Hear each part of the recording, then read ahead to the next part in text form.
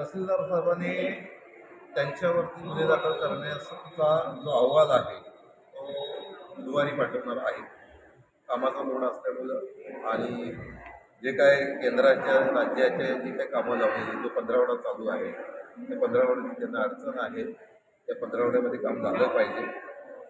तर त्यांनी सांगितलं का बुधवारपर्यंत आम्ही अहवाल पाठवतो, त्यांच्यावरती गुन्हे दाखल करू. गुन्हे दाखल करण्याची जी आस्थापना आहे ती जिल्हाधिकाऱ्यांची आहे. अधिकाऱ्यांकडं ही जी काही चुकीचं काम झालेलं आहे ती चौकशी त्यांच्या माध्यमातून त्यांच्यापर्यंत पोचली पाहिजे. ती पोचल्यानंतर जिल्हाधिकारी त्यांच्यावरती गुन्हे दाखल करा असे माननीय तहसीलदार साहेबांना आदेश करतील. तदनंतर त्यांच्यावरती गुन्हे दाखल होतील. परंतु गुन्हे दाखल झाला म्हणजे आमचा विषय संपला नाही.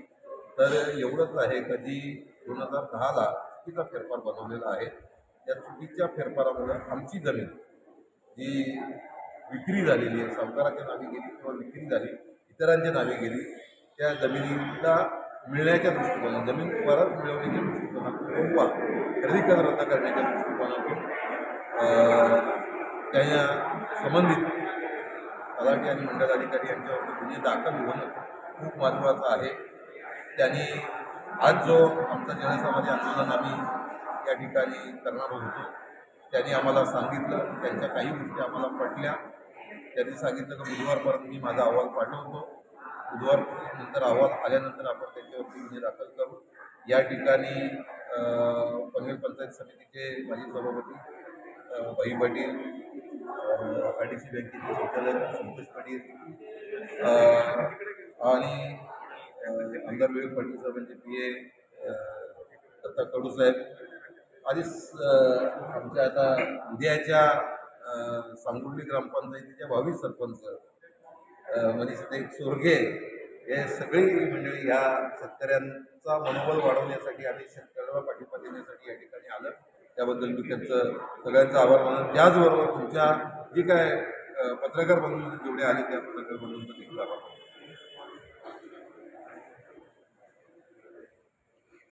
सर्वे नंबर 126/2 या सर्वे नंबरमध्ये तत्कालीन तलाठी आणि मोहिते साहेब आणि मंडलाधिकारी दमयंती म्हात्रे यांनी ज्या काही शासकीय दप्तरामध्ये खडाखोडी करून आज आम्ही जी जमीन 70 वर्ष फसवणुकीत करत आहोत त्याच्यावर आमचा उदरनिर्वाह होता. त्याच्यामध्ये आंब्याची झाडं आहेत, आम्ही काकडीची झाडं लावतो आहे, त्याच्यातून आम्ही भेंडी वगैरे उत्पन्न बऱ्याचशा गोष्टी उत्पन्न भाजीपालाचं उत्पन्न घेऊन आमचा उदरनिर्वाह करतो आहे. परंतु ह्या जमिनीमध्ये त्यांनी खोटे सावकार, खोटे वारसनोंदी करून जमीन हडप करण्याचा प्रयत्न केलेला आहे. आज आमचा संघर्ष असूनसुद्धा तत्कालीन मंडलाधिकारी आणि तलाठी यांनी खोटे सावकार यांच्या नोंदी करून त्यांच्या कोणत्याही प्रकारची मृत्यूचे दाखले न तपासता, कोणत्याही प्रकारची वारसाचा अर्ज नसताना सुद्धा वारसनोंदी घातलेली आहे. म्हणजे एकंदरीत बाळाचा जन्म नसताना बाळ जन्म असं झाला आहे असं दाखवलेलं आहे. तुम्ही 55-60 हा जर पेपर बघितलं तर त्याच्यानुसार जर बघितलं तर त्याचा वारसाचा अर्जच नाही आणि वारसनोंद झालेली आहे. मला असं म्हणायचं की ते जर त्या तलाट्यांना स्वप्न पडले का, जर सावकार इंदोरचा आहे तर त्यांना काही स्वप्न पडलं होतं का की इंदोरचा सावकार माहीत झाला आहे तर आम्ही आता त्याची वारसनोंद करूया आणि तिथे आपले खोटे वारसदार उभे करून आपल्या नावावर तर जमीन करूया. इथे हाच प्रकार त्यांनी घडवून आणण्याचा प्रयत्न केला आहे आणि पैसा लाटण्याचा प्रयत्न केला आहे त्यांनी.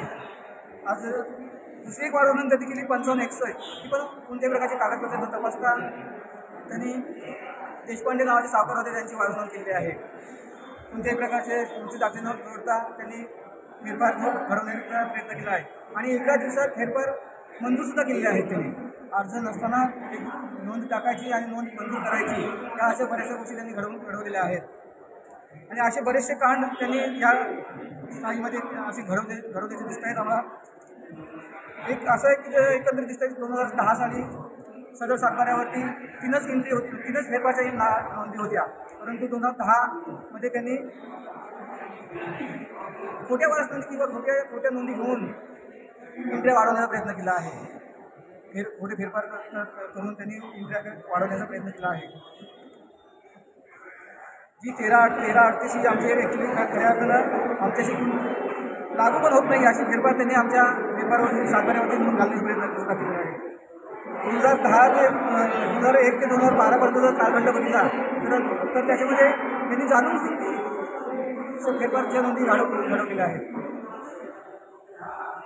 आणि ह्या सर्व नोंदी आमच्या रद्द करून आमची जमीन आम्हाला परत मिळावी अशी आम्ही त्या तहसीलदार साहेबांकडे साहेबांकडे मागील 10 वर्षापासून आम्ही केसऱ्या घालतोय. परंतु कोणतीच प्रकारची दाद न देता आम्हाला एक शेतकऱ्याला एक वेगळी वागणूक मिळतं येते आणि कोणत्या प्रकारचं हे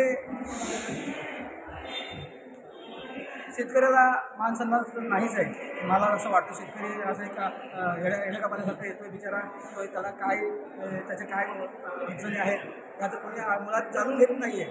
मी पण एक शोकांतिका वाटतोय. आम्ही या संदर्भात 8/8/2025 रोजी मोर्चा काढला होता. सदरच्या ज्या नोंदी आहेत त्या रद्द करायला तसं आम्ही शासनाच्या स्तरावर मोर्चा काढला होता. त्या संदर्भात त्यांनी आता आम्हाला आज त्याचा अहवाल प्राप्त करून दिलेला आहे.